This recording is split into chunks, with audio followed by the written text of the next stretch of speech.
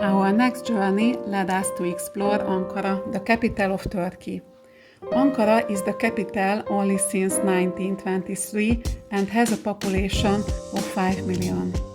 In older times, the capital was Istanbul. Ankara was chosen to be the capital instead of the seaside located Istanbul because of its hilly and therefore protective geographic surrounding. However, according to the internet, Ankara is not really a touristic hotspot. We found some really interesting places to visit like the Atatürk Mausoleum, the Erdogan Museum, and the outstanding and huge library.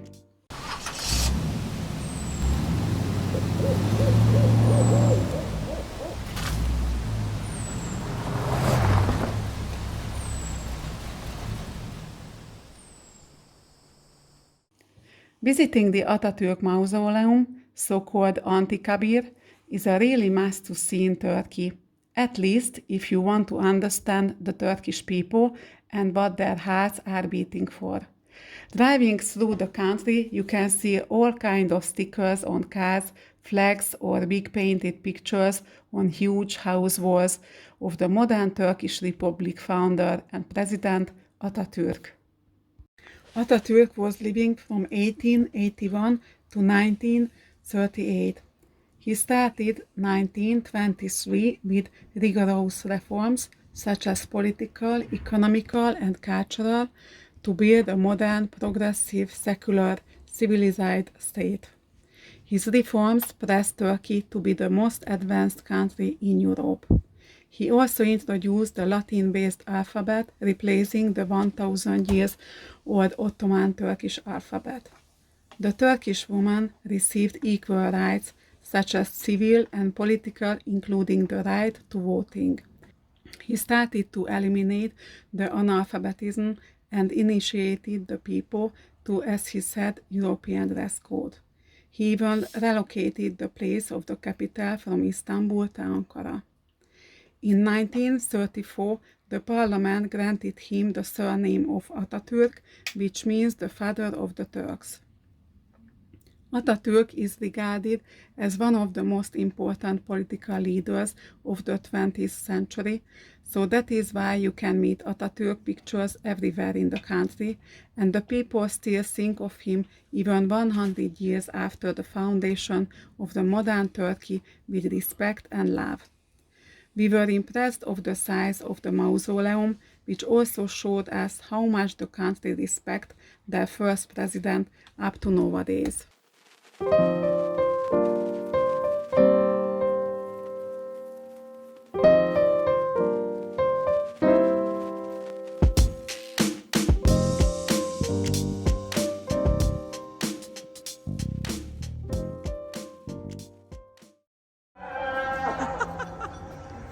It is loud, but it's nice here.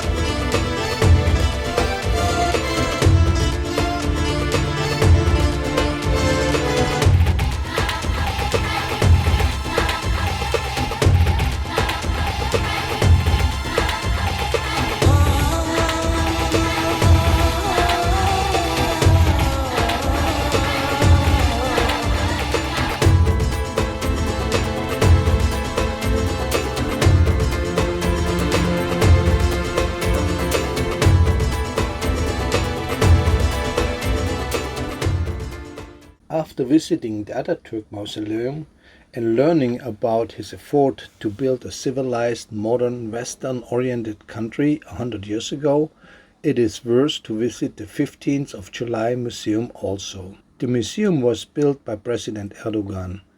designed to keep alive what happened on the 15th of July 2016.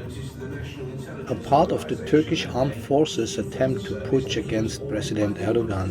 They attempt to take over the control of several places in Ankara, Istanbul and the Bosporus Bridge Marmaris, but failed to do so after forces and civilians loyal to Erdogan defended him.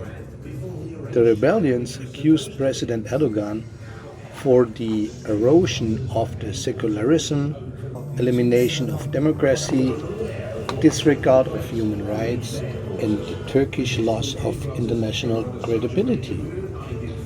Erdogan claims that he has evidence that the putsch leaders were linked to the Gulen movement, a terrorist organization led by Gulen, a Turkish businessman and well-known Islamic scholar who lives in exile in Pennsylvania.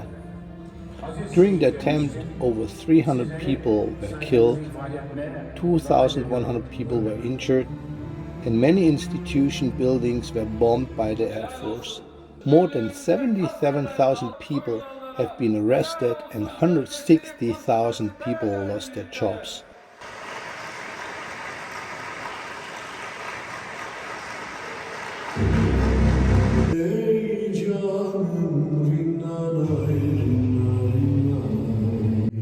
I just show you two, huh? Yeah. Very shocking.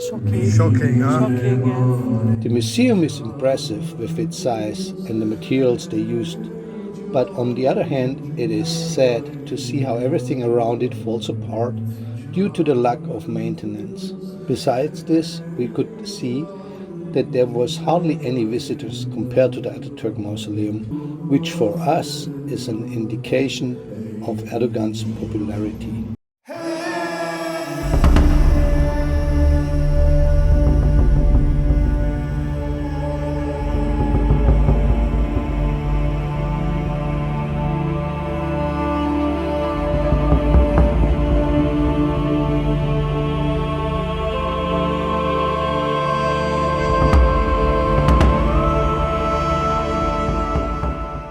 Presidential Palace was built from 2011 to 2014 on an area which was designated to the public and was a protected site where no construction could be done.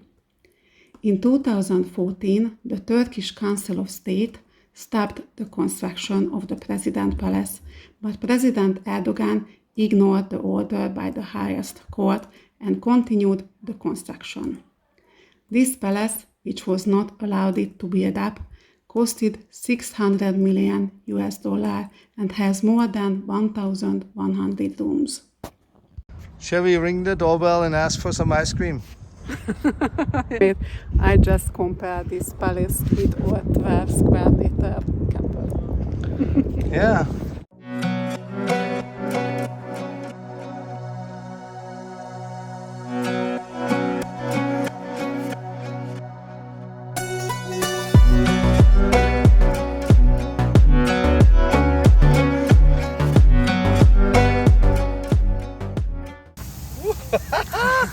We're gonna wet here.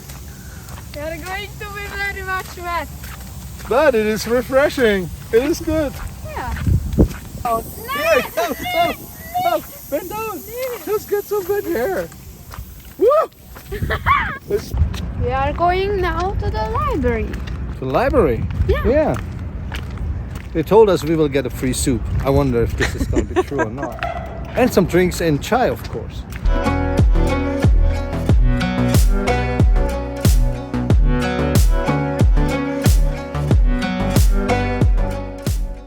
The Presidential Library is built right next to the Presidential Palace, the big mosque, and the 15th of July Museum.